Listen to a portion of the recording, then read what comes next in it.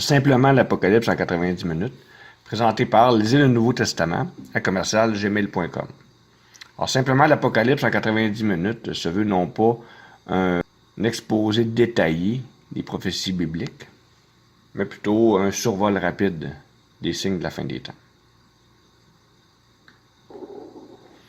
Alors, les prophètes de l'Ancien Testament ont prophétisé surtout à propos de deux très grands événements de l'histoire de l'homme, qui sont la venue du Messie, le Sauveur du monde, et les signes de la fin des temps. Pour ce qui est des signes de la venue du Messie, on les connaît, la plupart de nous autres, pas mal tous. Mais pour ce qui est des signes de la fin des temps, c'en est tout autre. Là. On va voir vraiment des choses peut-être qu'on ne connaît pas encore, qu'on ne sait pas encore, dans cette vidéo-là. Si Dieu n'aurait pas voulu qu'on sache toutes ces choses-là, il n'en aurait pas parlé. Alors, si l'Apocalypse a été écrit dans la Bible, la raison est toute simple, c'est que Dieu veut qu'on voit ces choses-là venir à l'avance, qu'on se prépare spirituellement, parce que c'est ça le but de Dieu dans tout ça, c'est que les gens puissent se repentir et puis se tourner vers Dieu, et puis voir surtout les signes qui s'approchent pour se préparer aussi spirituellement, mais aussi peut-être matériellement. Alors, les deux grandes missions du Messie, c'est le premier sceau. L'Apocalypse, il y a 7 sceaux, et puis on va voir les 7 sceaux d'une façon assez rapide. Pour le premier sceau, je vis un autre ange qui volait par le milieu du ciel, ayant un évangile éternel pour l'annoncer aux habitants de la terre, à toute nation, toute tribu, à toute langue et à tout peuple. Premièrement, il annonce l'Évangile. L'Évangile a été apporté il y a 2000 ans par Jésus-Christ, qui est la bonne nouvelle. Et aujourd'hui, même à la fin des jours, l'Évangile est encore disponible. Alors, il disait aussi d'une voix forte, « Craignez Dieu et donnez-lui gloire, car l'heure de son jugement est venue. Et adorez celui qui a fait le ciel et la terre et la mer et les fontaines d'eau. » Alors ça, c'est sa deuxième mission. La deuxième mission, c'est il nous dit « Craignez Dieu, préparez-vous. Soyez dans la crainte d'avoir un jour des comptes à rendre de votre façon de vivre. » C'est ça le sens de notre vie sur terre. L'heure de son jugement est venue. Alors ça, c'est ça qu'on est rendu aujourd'hui. C'est là qu'on va voir ça par toutes les autres prophéties et signes. C'est la mission du premier sceau, c'est de nous ouvrir l'esprit sur le fait qu'on est rendu à la fin des temps.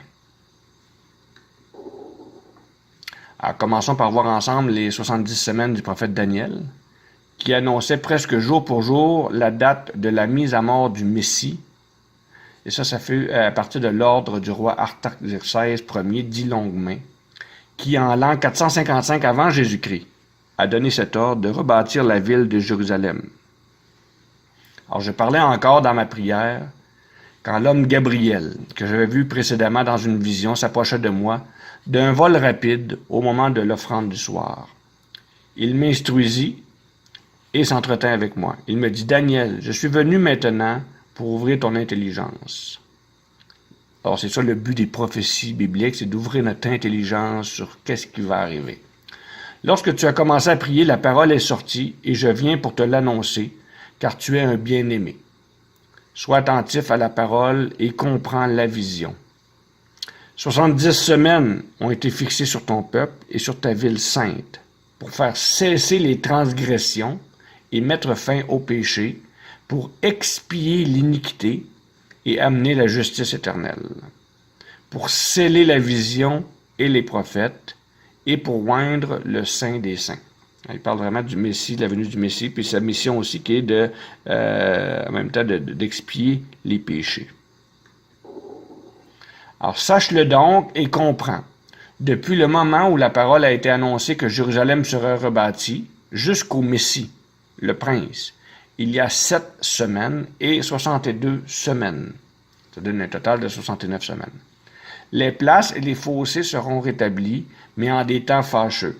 Après les 62 semaines, le Messie sera retranché et il n'aura pas de successeur. Sera retranché, c'est qu'il est décédé, il est mort, crucifié, et après ça, il monte au ciel. Alors ça, ces prophéties-là, ce sont quand on parle de semaines, des semaines prophétiques, c'est des semaines d'années. Alors c'est 69 fois 7 ans.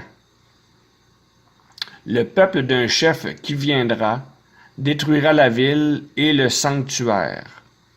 Cette autre prophétie fut accomplie en l'an 70.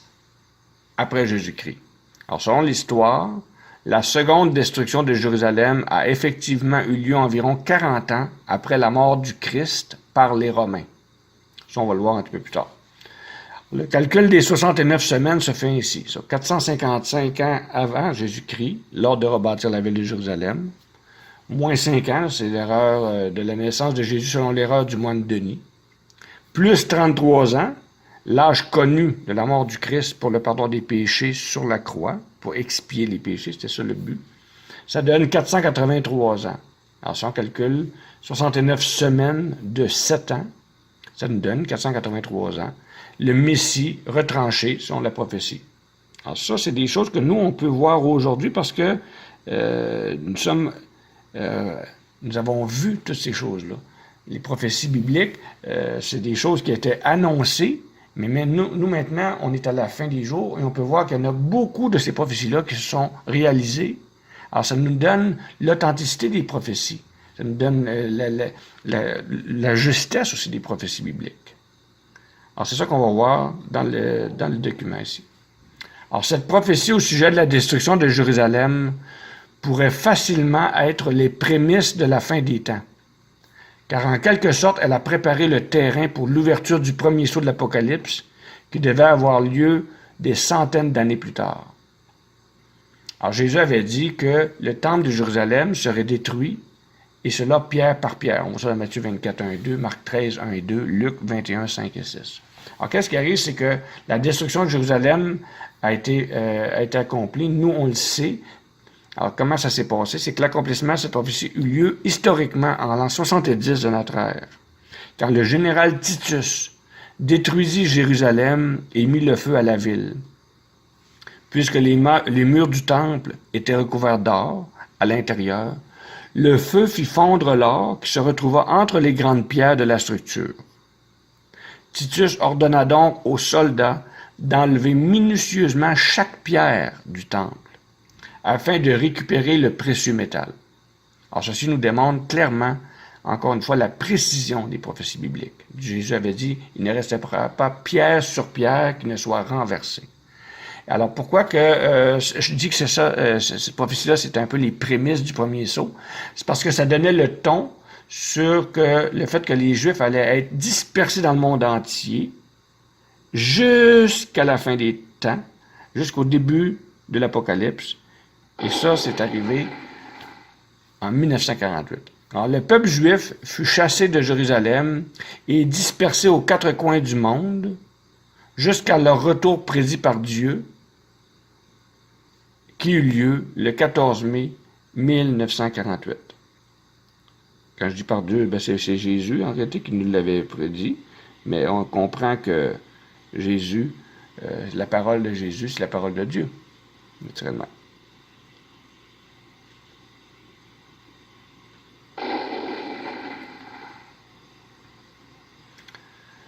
Alors, prophétie aussi faite par Jésus sur la fin des temps. Fait que Jésus avait prophétisé qu'un jour, à la fin des temps, oui, ok, le temple serait démoli pas longtemps après lui, puis que les Juifs reviendraient dans leur terre. Mais il y a aussi beaucoup de signes qu'il nous a dit. On voit ça dans Marc 13, Matthieu 24, même Romains 10, 18, Psaume 19, 400. Alors, Jésus avait prédit que son évangile serait prêché dans le monde entier et qu'alors viendra la fin. Alors ça, c'est une annonce surprenante, faite par Jésus lui-même, qui devait être tué par ses propres concitoyens. C'est pour ça que c'est assez surprenant. Lui-même, Jésus-Christ, il a fait cette prophétie-là, puis pourtant, l'histoire nous raconte qu'il y en avait 12 apôtres, un l'a trahi, l'autre l'a vendu, les 10 autres sont sauvés en courant. Qu'est-ce qui s'est passé pour que, quand même, à la fin des jours, on entende parler de sa parole? C'est parce que c'était une prophétie précise. Alors, une annonce surprenante faite par Jésus lui-même, qui devait être tué par ses propres concitoyens, vendu par l'un de ses apôtres, et que lorsqu'il fut capturé, tous les autres qui l'ont délaissé. Et même Pierre l'a renié par 3 fois.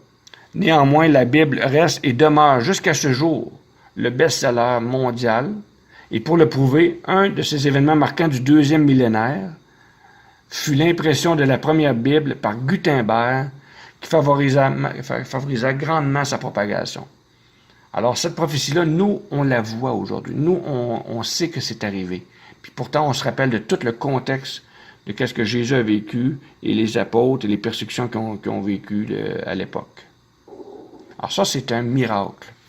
La Bible, avec ses 3,9 milliards d'exemplaires, représente le livre le plus vendu au monde, comparativement aux 7 milliards d'individus sur la planète Terre. Enfin, ça nous donne une bonne indication. La Bible de Gutenberg, ou Bible latine, à 42 lignes, B42, est le premier livre imprimé en Europe à l'aide de caractères mobiles. Le 23 février 1455 est la date traditionnelle retenue comme le jour où Johannes Gutenberg a achevé ce livre. Alors, c'est une prophétie accomplie. Il y aurait beaucoup plus de détails que je pourrais prendre encore à ce sujet-là, mais comme je vous dis, il faut faire un survol, mais c'est très précis que oui, la parole de Dieu est répandue dans le monde entier aujourd'hui par la télévision, la radio, par les livres, par des prédications partout. C'est mondial. Jésus a aussi prophétisé qu'à la fin des jours, juste un peu avant son retour, il y aura des famines, des pestes et des tremblements de terre en divers lieux, de grands signes du ciel, et des guerres qui terroriseraient les gens, des événements d'une fréquence inhabituelle et assez marquante pour que les gens le soulignent et en parlent de façon régulière. Encore une fois, Luc 21, 7 à 11, Matthieu 24, 3 à 13, Marc 13, 7 à 8. Vous pourrez prendre ces références-là si vous voulez, puis aller voir. Matthieu 22, 29 et Amos 8, 12, eux aussi ont prophétisé sur l'angoisse et la dépression. C'est des choses qui n'existaient pas vraiment à l'époque. Jamais on n'a vu autant de suicides, de dépression et de maladies psychiatriques qu'à notre époque. Alors vous comprendrez, je n'irai pas voir tous les détails, mais qu'est-ce qui est écrit là? On le voit tous les jours. Si on ouvre nos journaux, si on écoute les nouvelles, si on se tient un peu au courant de ce qui se passe dans le monde, vous allez voir que toutes ces choses-là arrivent de plus en plus et les fréquences sont de plus en plus fréquentes et de plus en plus grosses. Les tremblements de terre sont de plus en plus gros. Les ouragans sont de plus en plus gros. Alors, sécheresse, inondations, cyclones et incendies, les désastres climatiques sont devenus à la fois plus fréquents et plus intenses, sous l'effet du réchauffement provoqué par les activités humaines, et la tendance risque de s'aggraver, avertit un rapport de l'ONU sur le climat. Alors, ce n'est pas des inventions.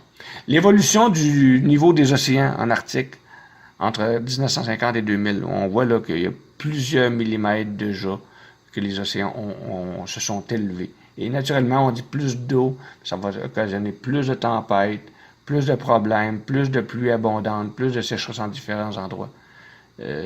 On est rendu, les signes sont là pour nous montrer qu'on est rendu à la fin des jours. Mais il y en a d'autres signes, encore beaucoup. Les animaux en voie de disparition inscrits sur la liste rouge sont le tigre, le salamandre de Sumatra, le saola, le marsouin du Golfe de Californie, l'ours blanc, la baleine franche de l'Atlantique Nord, le papillon monarque, l'aigle royal, et il y en a là sur la liste encore des dizaines et des dizaines. Alors, les animaux sont en voie d'extinction. On se rend compte que la planète est rendue à un apogée. L'homme est allé trop loin.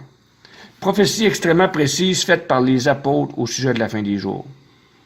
Les disciples de Jésus ont eux aussi fait des prophéties qui s'avèrent très justes sur la situation politique, sociale et planétaire actuelle. Bon, dans Jacques 5, 1 à 9, il nous dit que les riches s'amasseraient des trésors d'une façon égoïste à la fin des jours. Dans Timothée, on voit qu'au dernier jour, il surviendra des temps fâcheux. Beaucoup de choses fâcheuses qui se passent dans le monde aujourd'hui.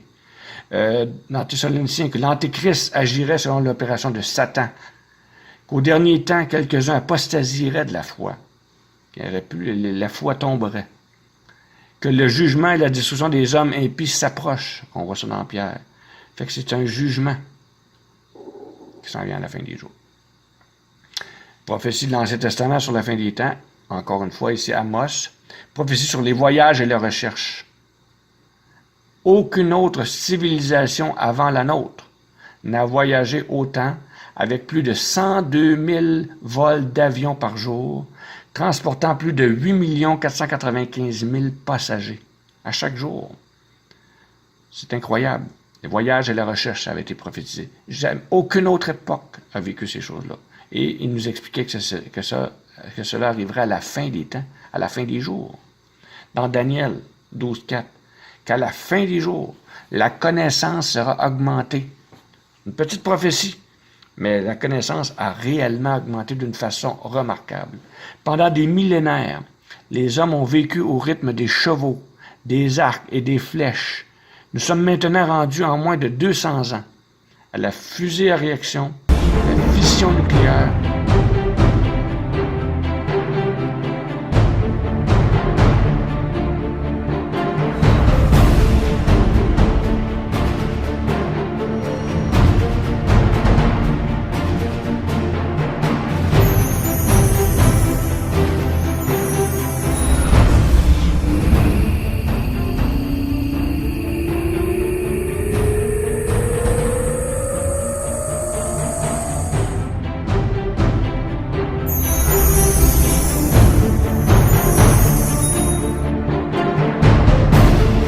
Communication planétaire et bientôt au voyage interstellaire. Tout ceci n'étant d'ailleurs que le commencement, car la connaissance ne cesse de progresser à un rythme fulgurant d'année en année. Alors, la connaissance a augmenté. On voit que même Albert Einstein a été inspiré de sa fameuse formule E est égal à mc2. Le volume du savoir et son rythme de production ont pris ces dernières années un essor prodigieux, créant ce que l'on a nommé à juste titre l'explosion des connaissances. Il y a des références, là, vous pouvez aller voir sur Internet, ceux qui ont Internet. Alors, le retour des Juifs dans leur terre d'Israël en 1948. Alors là, on tombe dans un autre credo. Vous allez voir, c'est vraiment précis. Après presque 2000 ans d'exil, est sans contredit de nos jours la prophétie la plus extraordinaire et l'une des plus vérifiables de la Bible. Elle est d'ailleurs le signe déclencheur de l'ouverture des 7 sceaux de l'Apocalypse qui mène au scénario de la fin des temps et du retour imminent du Messie, loin de l'Éternel, le Christ en Israël. Alors, on a une foule de références ici. Il y en a beaucoup plus que ça. On va en voir quelques-unes ensemble. Isaïe 66, 8. Qui a jamais entendu pareille chose? Qui a jamais vu rien de semblable? Un pays peut-il naître en un seul jour? Une nation est-elle enfantée d'un seul coup? À peine en travail, Sion a enfanté ses fils. En un seul jour, une nation est venue. Des choses incroyables. L'Éternel aura compassion de Jacob. Il prendra encore Israël et les établira sur leur terre. Et les peuples les prendront et les feront venir en leur lieu. L'Organisation des Nations Unies, appelée l'ONU, composée d'une 50aine de pays, représente les peuples qui ont permis la création d'un État juif. Et c'est à partir du retour de la nation juive dans sa terre d'origine que plusieurs prophéties sur le peuple d'Israël commencèrent à se réaliser.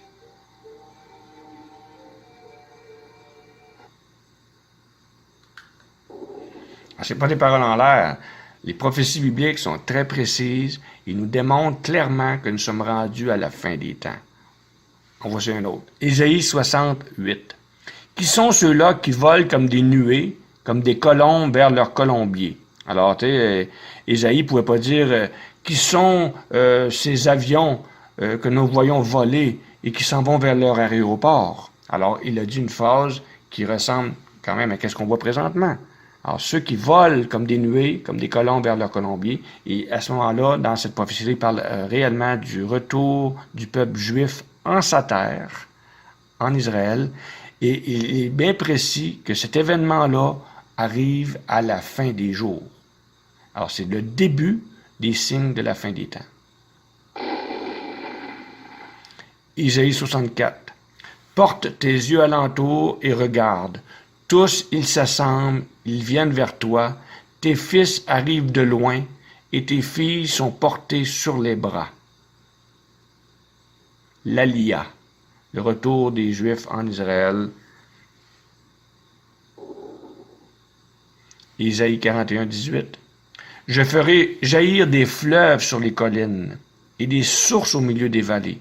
Je changerai le désert en étang et la terre aride en courant d'eau.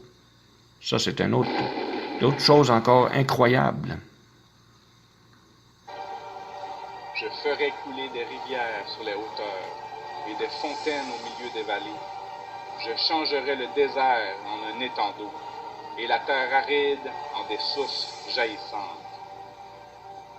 Une transformation prodigieuse s'est en effet opérée sur le sol d'Israël. La rapidité des progrès au niveau de l'agriculture a été étonnante. Grâce à un système d'irrigation d'une haute efficacité, un immense réseau de pipelines arrose le sol jour et nuit, le rendant ainsi très fertile pour l'agriculture. Conformément à la prophétie, on voit couler des fontaines au milieu des vallées, et le désert jadis aride est devenu aujourd'hui un étang d'eau.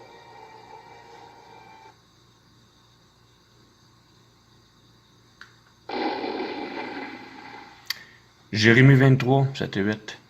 Une autre prophétie ici. Mais on dira, l'Éternel est vivant, lui qui a fait monter et qui a ramené la postérité de la maison d'Israël du pays du Nord et de tous les pays où je les avais chassés, et ils habiteront dans leur pays. Alors, mais on dira, ça c'est pour que les gens le sachent, l'Éternel est vivant, pour que les gens réalisent que Dieu est vivant.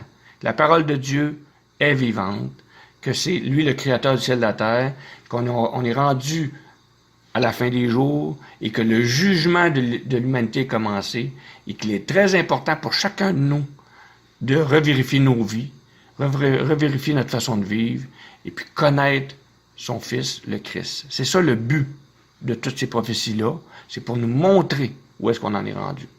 Alors ici, c'est Israël qui vient du pays du Nord. On parle ici de la Russie, encore là, l'Aliyah, qui vient de Russie. Alors pourquoi la Russie particulièrement? Parce que, vous pouvez vous imaginer, avec le rideau de fer à l'époque, c'était très difficile. Personne ne pouvait rentrer en Russie, personne ne pouvait en sortir. Mais il y a eu un relâchement, la glasnost, la perestroïka avec Gorbatchev. Et puis ça a permis de l'ouverture et ça a permis que les Juifs ont pu sortir de Russie et s'en aller dans leur pays. Alors ça, c'est le plan de Dieu et c'est la main de Dieu qui a fait ces choses-là à travers de la politique, des politiques mondiales.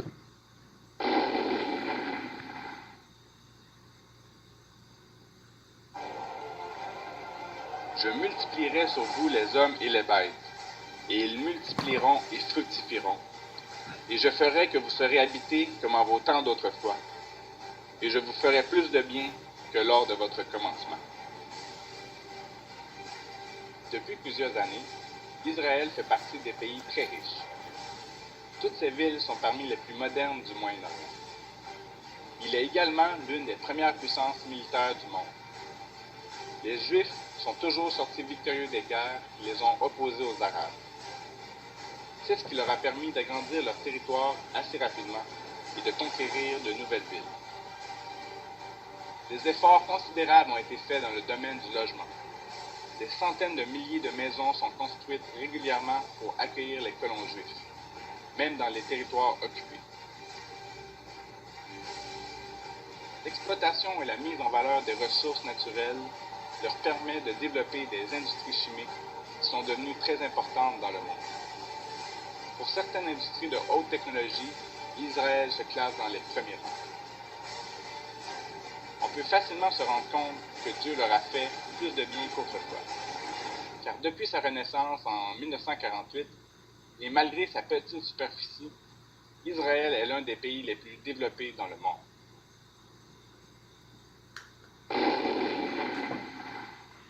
OK. Alors, ça nous amène à l'Apocalypse, les 7 sceaux. Le scénario de l'Apocalypse est divisé en 4 catégories qui comprennent chacune une série de 7 événements devant s'accomplir par ordre. Il y a donc 7 sceaux, 7 trompettes, 7 anges et 7 coupes. Alors, tout ce qui est écrit dans le premier sceau, la première trompette, le premier ange et la première coupe s'accomplit dans une même période de temps. Il y va de même pour chacun des autres sceaux. Alors ça, c'est une clé pour comprendre l'Apocalypse. Alors, premier saut, première trompette, premier ange, première coupe. Depuis 1948, on l'a vu tout à l'heure, le retour du peuple juif dans la terre promise, en Israël, qui a marqué l'ouverture du premier saut de l'Apocalypse. Depuis, une foule de signes et de prophéties annoncées par Jésus et les prophètes se réalisent dans l'actualité quotidienne afin de nous servir d'avertissement. Ces grands signes du ciel, ces phénomènes terribles qui se produisent partout sur la planète, sont des preuves visibles nous démontrant clairement que le plan de jugement de Dieu est commencé. On va voir après ça. Le deuxième saut, deuxième trompette, deuxième ange, deuxième coupe.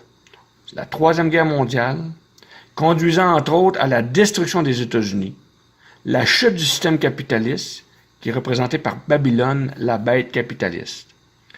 Dans le troisième saut, troisième trompette, troisième ange, troisième coupe, on va voir l'équilibre social, l'instauration d'un 8e empire universel par l'Antéchrist, soit le dictateur, la bête politique et son faux prophète, qui est la grande prostituée, qui est une bête religieuse. Un système mondial qui va être politico-religieux. Quatrième et cinquième saut, on va voir la persécution et la mise à mort des ennemis du nouveau régime mondial, plus particulièrement les chrétiens, et il va y avoir aussi une alliance avec les Juifs qui va être faite à ce moment-là. Au sixième saut, on va voir Armageddon, qui est l'Antéchrist et l'armée internationale avec les Chinois qui se dirigent vers Israël. À cette même époque, 2 témoins vont prophétiser en Israël, qui est Moïse et Élie. Au septième saut, on va voir le retour du Christ, la destruction d'Antéchrist et du faux prophète, le diable enchaîné pour 1000 ans et le règne de 1000 ans, qui est le 7e jour, le repos sabbatique pour le peuple de Dieu. Alors, toutes ces choses-là sont expliquées précisément dans toute la Bible au complet. L'Apocalypse en lui-même, le dernier livre de la Bible, est un squelette des prophéties bibliques, parce qu'en réalité, tous les prophètes de l'Ancien Testament et même du Nouveau Testament, Jésus lui-même, tous les apôtres, ont prophétisé sur la fin des temps. Alors, il suffisait de rassembler toutes ces prophéties-là, les mettre à chacun leur endroit dans la structure, pour avoir vraiment le dessin complet de l'Apocalypse. Alors, on va commencer avec les 9 empires universels, parce qu'on parle d'un 8e royaume, qui est le royaume de l'Antéchrist. Mais c'est quoi ça, ce 8e royaume? Alors, très précisément, il y a eu 9 empires. Il va y avoir 9 empires universels. Présentement, il y en a eu 7, à l'heure où je vous parle. Le 8e s'en vient, c'est la dictature de l'Antéchrist. Et le 9e royaume, c'est le règne de 1000 ans. C'est un royaume qui va demeurer éternel, mais qui va être sur la terre pendant 1000 ans, premièrement. Alors, on a la Syrie, la Mésopotamie. 2, l'Égypte. 3, la Babylone, le songe du roi Nebuchadnezzar. On va voir ça un peu plus loin. Les Mèdes et les Perses. 5, la Grèce. 6, la Rome. En partie de fer, la Rome impériale. Et en partie d'argile, la Rome papale. Mais ça, c'est celle qu'on va voir pour le 8e royaume. Le pouvoir religieux, l'Église catholique romaine. La France, en 7e empire, de l'empereur Napoléon, qui a eu lieu pour un peu de temps, et la dictature de l'Antéchrist, qui est le 8e royaume, qui est celui qui va nous intéresser le plus là, pour les prochaines diapositives. Et le règne de 1000 ans, comme 9e. On les vérifie ensemble. Pourquoi qu'on arrive à cette conclusion-là? Premièrement, le songe du roi, la grande statue. Là, on est dans le temps de l'empire de Babylone, et le roi a une vision, et Dieu lui montre qu'est-ce qui va arriver à la fin des jours. Et à la fin des jours de Babylone aussi, et il lui donne une vision. Daniel va venir, lui, et va expliquer tout ça. Alors, la tête de cette statue était d'or pur, l'empire de Babylone, 605 à 539 avant Jésus-Christ. Sa poitrine et ses bras d'argent, l'empire des Mèdes et des Perses, 539 à 330 avant Jésus-Christ. Son ventre et ses cuisses de bronze, l'empire de Grèce, d'Alexandre le Grand et ses 4 généraux, 334 à 168 avant Jésus-Christ. Ses jambes de fer, la Rome impériale, 27 avant Jésus-Christ jusqu'à 476 après Jésus-Christ. Et ses pieds, en partie de fer et en partie d'argile, l'empire de l'Antéchrist et de la Rome papale, qui est le 8e royaume, qu'on va voir un peu plus loin. Alors ça, on voit ça dans Daniel chapitre 2.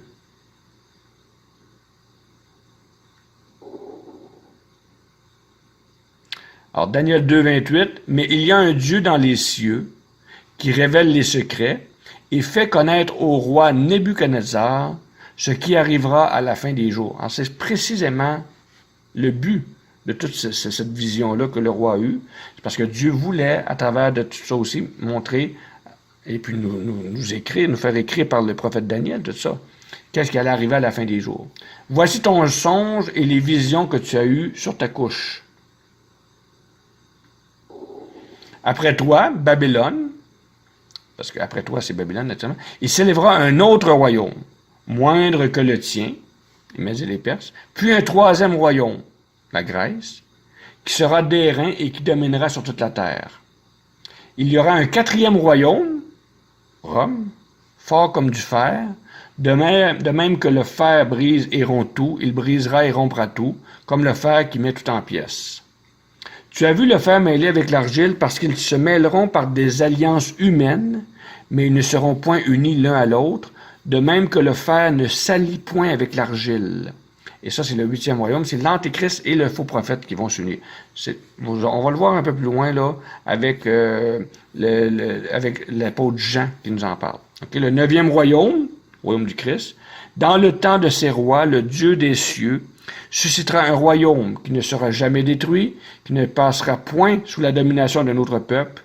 Il brisera et anéantira tous ces royaumes-là, et lui-même subsistera éternellement. Ça, on sait que c'est le royaume du Christ qui va détruire toutes les autres autorités, qui va prendre l'autorité à la fin des jours. Révélation 17, pourquoi? Parce que Jean en parle de ces mêmes cornes-là, de ces mêmes rois-là. Et l'ange me dit, « Pourquoi t'étonnes-tu? Je te dirai le mystère de la femme et de la bête qui la porte, qui a les 7 têtes et les 10 cornes. La bête que tu as vue était et elle n'est plus. » Fait qu'elle était avant, mais elle n'est plus aujourd'hui. « Elle doit monter de l'abîme et aller à la perdition, et les habitants de la terre, ceux dont le nom n'a pas été écrit dès la fondation du monde dans le livre de vie, s'étonneront en voyant la bête, parce qu'elle était et qu'elle n'est plus et qu'elle reparaîtra. » Pourquoi la Rome? C'est la Rome papale. Qu'est-ce qui est arrivé? C'est qu'à l'époque, la Rome politique, à un moment donné, était en déclin. Et puis à un moment donné, Constantin, qui est un empereur romain, lui s'est fait pape, est devenu le pape des catholiques, de la religion catholique, qui est la religion universelle, des chrétiens de l'époque, si vous voulez aussi, parce que ils étaient bien contents de voir que les persécutions allaient arrêter, tout ça. La seule chose, c'est qu'on va voir par la suite qu'elle s'est prostituée, cette religion-là, jusqu'à aujourd'hui, avec les rois du monde, puis ça n'a pas donné des bons résultats. Mais à l'époque, c'était très bon. Alors justement, que Rome prenne le contrôle religieux, puis laisse la liberté de religion, parce que on le sait, les hommes de Dieu à l'époque, se faisaient manger par des lions, se faisaient envoyer au cirque, et puis tous les apôtres sont morts en martyr d'ailleurs. Alors c'est ça qu'est la Rome papale. C'est ici l'intelligence qui a de la sagesse. Les 7 têtes sont 7 montagnes sur lesquelles la femme est assise. À Rome, le Vatican, on dit que le Vatican est sur 7 collines, les 7 collines de Rome. Alors, ce sont aussi 7 rois, c'est ça qui nous intéresse. 5 sont tombés, Mésopotamie, Égypte, Babylone, Mèdes et Perses et la Grèce, parce que à l'époque, 5 sont tombés, c'est quand que Jean fait la prophétie, et Jean, lui, à l'époque, c'est Rome. Alors, 5 sont tombés. Un existe, Rome. L'autre n'est pas encore venu, et quand il sera venu, il doit rester un peu de temps. C'est l'Empire français de Napoléon. Alors, on recommence. On va voir clairement encore les 9 royaumes. Le 8e royaume, il l'explique encore Apocalypse 17, et la bête qui était et qui n'est plus, est elle-même un 8e roi, et elle est du nombre des 7, et elle va à la perdition. L'Antéchrist. Il lui fut donné autorité sur toute tribu, tout peuple, toute langue et toute nation. Alors, il y a vraiment un 8e royaume qui s'en vient, et il va dominer le monde entier. Et ça, c'est clairement, selon l'histoire de l'homme, il n'y en a pas eu d'autres. Et là, il y en a un 8e qui s'en vient. C'est vraiment le 8e, d'ailleurs. Et ça va être mondial. Sur toute tribu, toute langue, tout peuple, toute nation. Et la Bible, elle nous explique bien que lui, ça va être l'Antéchrist. Avant le Christ. Le Christ, ça va être le 9e royaume. On reprend ça. 9e royaume, le règne de 1000 ans. Les autres animaux furent dépouillés de leur puissance, mais une prolongation de vie leur fut accordée jusqu'à un certain temps. Alors, on voit ça dans Daniel 7, 12 à 14. Je regardais pendant mes visions nocturnes, et voici sur les nuées des cieux arriva quelqu'un de semblable à un fils de l'homme. Il s'avança vers l'ancien des jours, et on le fit approcher de lui. On lui donna la domination, la gloire, le règne. Tous les peuples, les nations, les hommes et toutes les langues le serviront. Sa domination est une domination éternelle qui ne passera point, et son règne ne sera jamais détruit. C'est le règne de 1000 ans avec le Christ. 9e royaume.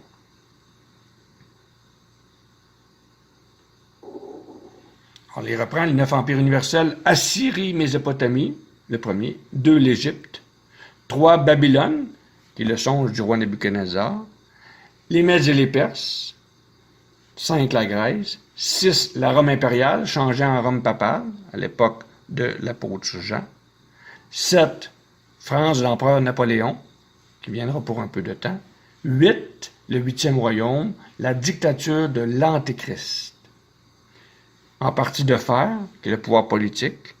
En partie d'argile, qui est le pouvoir religieux, l'Église catholique romaine. 9, le règne de 1000 ans du Christ, le millénium. Alors ça nous met la table pour le 2e saut de l'Apocalypse. Alors l'Apocalypse, l'Antéchrist, première partie, le 8e royaume, 2e saut.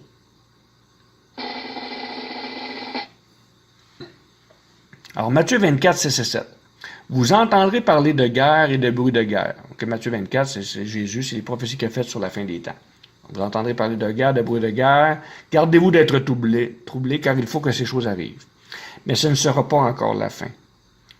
Ah, tu vois, il nous dit qu'il y a un détail là. Une nation s'élèvera contre une nation et un royaume contre un royaume. Il y aura en divers lieux des famines, des tremblements de terre. Tout cela ne sera que le commencement des douleurs. Alors, c'est un début. Qu'est-ce qu'on voit présentement? C'est les signes avant-coureurs de la fin des temps. Le retour des Juifs, les tremblements de terre, les guerres partout. On entend parler des guerres, tout ça. Mais il va y avoir un événement particulier. C'est qu'une nation va se lever contre une autre. Il va vraiment avoir une guerre mondiale entre 2 superpuissances. Jérémie 51. Que votre cœur ne se trouble point et ne vous effrayez pas. La violence régnera dans le pays. Et un dominateur s'élèvera contre un autre dominateur. Un contre un. Fait qu'il va y avoir deux blocs qui vont s'affronter à la fin des jours. Et pour arriver au 8e royaume, puisque ça va être un seul dominateur. Mais comment ça va se passer? Et lorsqu'il ouvrit le second sceau, j'entendis le second animal disant « Viens et vois ». Et il sortit un autre cheval roux. Ça, on voit ça en Apocalypse 6. Et il lui fut donné d'enlever la paix de la terre, afin que les hommes s'égorgeassent les uns les autres, et une grande épée lui fut donnée. Fait qu'un cheval roux là, qui va enlever la paix de la terre. Bon, qu'est-ce qui enlève la paix de la terre? C'est la guerre. Alors, il lui fut donné d'enlever la paix de la terre. Fait que on parle d'une guerre. Et cette guerre-là, ça va être une guerre qui va faire beaucoup de bourrasques, camarades. Une grande épée lui fut donnée. Et puis maintenant, aujourd'hui, on sait que toutes les armées du monde, les grandes armées, la Russie, les États-Unis, tout ça, sont équipées de la bombe atomique. La bombe qu'on voit présentement sur l'image, c'est une très petite bombe. Elle a fait beaucoup de ravages. Maintenant, on a des bombes 50 fois plus puissantes que ça et 100 fois plus puissantes que ça. Ça, c'est une bombe de 1 mégatonne. Aujourd'hui, on a des bombes de 50 mégatonnes et même de 100 mégatonnes. Ça fait des cratères et ça détruit des milliers de maisons autour. Et puis, je pense qu'une petite bombe, là, moindre capacité peut tuer facilement 1 million, 2 millions de personnes si elle est envoyée au centre d'une grosse ville. Puis des bombes de même, je peux vous dire, il n'y en a pas juste une. Il y en a il y en a, je pense, c'est 800 ou 900 environ, les Russes. Les Américains en ont environ le même nombre, là. Il n'y en a pas besoin de toutes ces bombes-là non plus pour faire la guerre. Je veux dire, en réalité, mettons qu'on calcule que les Américains, que les États-Unis, il y a 40 grandes villes, 50 grandes villes. Il y en a 800-900, les Russes, là. Alors, quand le jour de l'Éternel vient, devant lui est un feu dévorant, et derrière lui une flamme brûlante. Le pays était auparavant comme un jardin d'Éden, et depuis c'est un désert affreux, et rien ne lui échappe. Joël qui nous dit ça. Il détaille qu'est-ce que fait une bombe atomique. Un feu dévorant, puis derrière lui une flamme. Le pays est un jardin d'Éden, et puis quand la bombe a passé, c'est rendu un désert affreux. Vous devriez voir toutes les conséquences d'une bombe atomique, qu'est-ce que ça fait là. Tout devient désertique, tout brûle, tout même ça vient tellement en fusion que ça monte on voit le champignon atomique là, quand ça monte dans les airs, et puis ça retombe par la suite, ils appellent ça l'hiver nucléaire, et c'est de la poudre radioactive qui tombe partout, des milliers de milles à la ronde. Alors, c'est très destructeur. Joël 2:3 nous explique ça. Rien ne lui échappe. Une bombe atomique d'une puissance de 15 kilotonnes, équivalent à celle lâchée sur la ville japonaise d'Hiroshima en 1945, détruit tout dans un rayon de 2 km, mais sème la mort bien au-delà. L'explosion se déroule en plusieurs phases. Au déclenchement se forme une bulle incandescente de gaz dont la température atteint localement plusieurs millions de degrés Celsius. Son rayon est d'environ 200 mètres. Vient ensuite le flash thermique, mortel à 1 km à la ronde et qui incendie tout objet dans un rayon de 2 à 4 km. L'onde de choc dévastatrice qui suit se déplace à la vitesse du son et détruit les constructions en béton et acier dans un rayon de 500 mètres, celles en briques jusqu'à 2 km et celles en bois jusqu'à 3 km. Le champignon nucléaire qui s'élève après l'explosion jusqu'à 12 000 mètres d'altitude projette dans l'atmosphère des cendres et poussières mortelles. Ces retombées radioactives contaminent l'air et le sol sur un périmètre de plusieurs kilomètres et le niveau de radioactivité peut rester élevé pendant de nombreuses semaines selon les conditions climatiques. Les effets à long terme de cette contamination peuvent affecter une génération entière. Un second ange suivant et disant « Elle est tombée, Babylone la grande, qui du vin de la fureur de sa fornication a fait boire à toutes les nations. » Alors, dans ces deux grandes nations-là, laquelle qui tombe? L'Apocalypse ici nous dit que c'est Babylone qui va tomber. Apocalypse 14, 8. Apocalypse 18, vous avez l'histoire au complet. Elle est tombée, Babylone la grande. Elle est devenue une habitation de démons, un repère de tout esprit impur, un repère de tout oiseau impur et odieux, parce que toutes les nations ont bu du vin de la fureur de son impudicité, et que les rois de la terre se sont livrés avec elle à l'impudicité, que les marchands de la terre se sont enrichis par la puissance de son luxe. Alors c'est un jugement, en même temps, qui tombe sur Babylone, qui est un système idolâtrique de l'argent, qui est un système qui a mis les gens dans la luxure, tandis que le 2/3 du monde ont de la misère à subsister, à vivre et à manger, à avoir de l'eau potable, tandis que 1/3 de l'humanité vit dans la richesse impunément. Et j'ai entendu du ciel une autre voix qui disait « Sortez du milieu d'elle, mon peuple, afin que vous ne participiez point à ses péchés, que vous n'ayez point de part à ses fléaux. Autant elle s'est glorifiée et plongée dans le luxe, autant donnez-lui de tourments et de deuil, parce qu'elle a dit en son cœur, je suis assise en reine, je ne suis point veuve, je ne verrai point de deuil.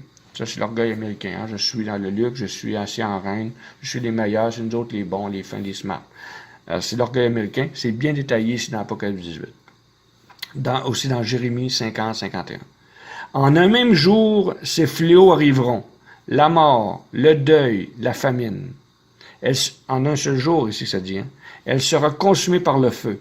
Et tous les rois de la terre qui se sont livrés avec elle à l'impudicité et au luxe pleureront et se lamenteront à cause d'elle, car ils verront la fumée de son embrasement. Malheur, malheur, la grande ville où se sont enrichis par son opulence tous ceux qui ont des navires sur la mer. En une seule heure, elle a été détruite. Et on sait qu'aujourd'hui, en une seule heure, une bombe atomique, ça prend environ 20 minutes, 30 minutes partir de l'Union soviétique et au-dessus de New York, exemple, une bombe atomique. Et puis, souvent, c'est des missiles ICBM, des missiles intercontinentaux. Et puis, chacun peut avoir jusqu'à 40 ogives nucléaires. Alors, un missile seulement peut avoir 40 bombes qui s'en vont vers 40 pays différents. 40 villes différentes, excusez. Alors, c'est ça, là. C'est là qu'on en est rendu aujourd'hui. Et ça, des bombes de même, comme je dis, il y en a des centaines et des centaines. Il y en a suffisamment. En une seule heure, et c'est qu'on voit que le jugement de Babylone est tombé. Alors, c'est des choses qui sont réalisables aujourd'hui, et je pourrais même vous dire, à la porte. C'est très près de nous maintenant. Alors, on voit aussi à propos de Babylone. Pourquoi que Babylone? Parce que quand que Jean a écrit dans l'Apocalypse à propos de Babylone, ça faisait longtemps que Babylone n'existait plus, là. Alors, il parlait vraiment d'un système idolâtrique de l'argent comme Babylone, qui à la fin des jours était présente et allait tomber. Le seul qu'on peut voir aujourd'hui, c'est les États-Unis d'Amérique à la tête et le système capitaliste mondial, environ le tiers des pays du monde. L'origine de la banque remonte à Babylone, où dès le 2e millénaire avant Jésus-Christ, le prêt sur marchandises, particulièrement les céréales, se pratiquait déjà dans l'enceinte des temples. Avec l'apparition de la monnaie vers le 7e siècle avant notre ère, les opérations de prêt d'argent et de dépôt se sont développées sous l'Empire romain. Des banquiers privés poursuivent cette activité de prêt de dépôt, en profitent pour avancer de l'argent. Alors, c'est tout le système de Babylone, le système capitaliste. Et aujourd'hui, on sait qu'est-ce qu'il y en est avec le crédit, les cartes de crédit, et puis les prêts et tout ça, là. Alors, ça continue, c'est pas terminé, ce système de Babylone-là, il est bien implanté. Jacques 5, 1 à 5, encore là, nous précise pourquoi est-ce qu'à la fin des jours, Babylone doit tomber. C'est un jugement. On sait qu'on vit les jugements de Dieu, c'est la fin des jours, c'est le jugement de Dieu. Alors, il y a un jugement qui commence, et ça va commencer, ça commence, c'est déjà commencé, mais ça va continuer avec la chute de Babylone, le système capitaliste. Pourquoi? Parce que les riches se sont enrichis. À vous maintenant, riches, pleurez et gémissez à cause des malheurs qui viendront sur vous. Vos richesses sont pourries, et vos vêtements sont rongés par les teignes. Votre or et votre argent sont rouillés, et leur rouille s'élèvera en témoignage contre vous, et dévorera vos chairs comme un feu. Vous avez amassé des trésors dans les derniers jours. Voici le salaire des ouvriers qui ont moissonné vos champs, et dont vous les avez frustrés cris, et les cris des moissonneurs sont parvenus jusqu'aux oreilles du Seigneur des armées. Vous avez vécu sur la terre dans les voluptés et dans les délices. Jérémie 53. Babylone est prise, en effet, une nation venue du nord. Ah, ici ça précise là, que la nation qui va se battre contre Babylone vient du nord. Elle est montée pour l'attaquer. Elle transformera son pays en désert et il n'y aura plus d'habitants. Dans Daniel, ça en parle encore. Je vous dis, tous les prophètes de la Bible parlent de ces événements-là. Au terme de la fin, le roi du Midi se heurtera contre lui. Midi, milieu, Babylone, c'est les États-Unis. Et le roi du Nord fondra sur lui comme une tempête, avec des chars et des cavaliers et avec de nombreux navires. Il s'avancera dans la terre, se répandra comme un torrent et débordera. Le roi du Nord, on va le voir un peu plus tard, c'est l'Antéchrist, qui va avoir le 8e royaume, ça va être le dictateur mondial, qu'on a vu tout à l'heure, qui s'en venait. C'est Gog, prince de Roche, qui est la Russie, de Méchec, qui est Moscou, et de Tubal, Tobolsk. On va voir aussi les référents de tout ça. Alors, pour se situer une carte du monde, on voit bien, bel et bien ici, la Russie, qui est au nord, et les États-Unis d'Amérique, qui est au milieu, au sud, le roi du Midi, le roi du Nord. Alors, on voit que c'est ces deux-là qui vont s'affronter. Ce ne sera sûrement pas le Canada contre les États-Unis ou la Russie contre la Chine. C'est réellement les deux superpuissances nucléaires. Présentement, c'est la Russie et les États-Unis d'Amérique. Et le système capitaliste en tant que tel. C'est ça qui est jugé, c'est ce qui va tomber. L'Antéchrist, les origines du dictateur. Alors ça, on va prendre une pause. Et en deuxième volet, c'est ça qu'on va voir.